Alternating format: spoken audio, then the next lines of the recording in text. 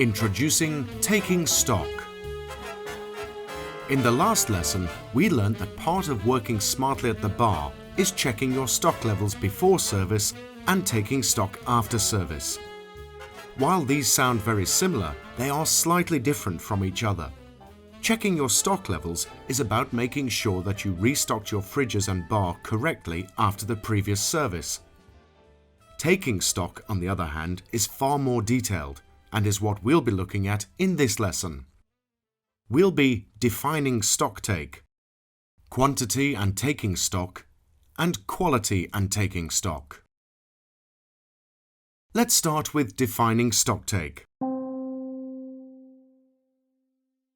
Taking stock can be defined as the act of physically checking both the quantities and condition of the items that you are holding in your bar and storeroom.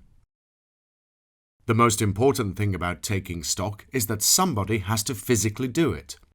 In other words, they need to actually be there and see all the stock with their own eyes.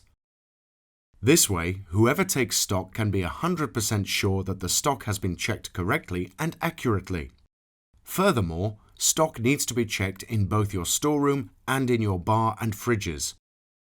This way you know exactly how much you have. Let's take a closer look at quantity and taking stock in order to understand it fully.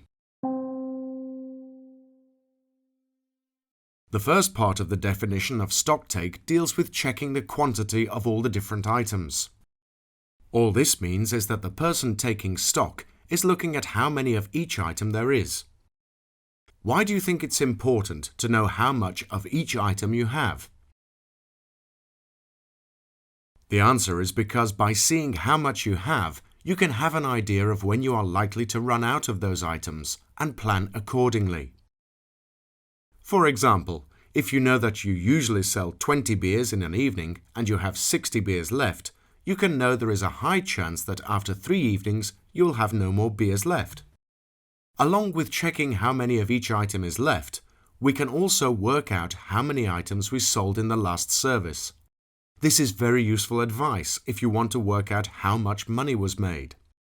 For example, if you know that you had 40 beers before service and after you take stock you find out that you have 10 left, you know that you sold 30 beers during that service. A great tip for taking stock is to take small portions of the same drink and put them into a single bottle. For example, if you have 3 bottles of vodka that are all 1/3 full, put them all into a single bottle together. Just make sure that they are all the same brand of vodka, as you don't want to be mixing brands. Quality and taking stock. Along with checking the numbers of each item, the person taking stock also needs to check the quality of all the different items. In other words, they need to see whether their items are still in a good enough condition to use and serve to guests. The main thing to look for here is the expiry date and freshness of all the different items. This way, we will know when an item goes off and is no longer good enough or safe to be served to guests.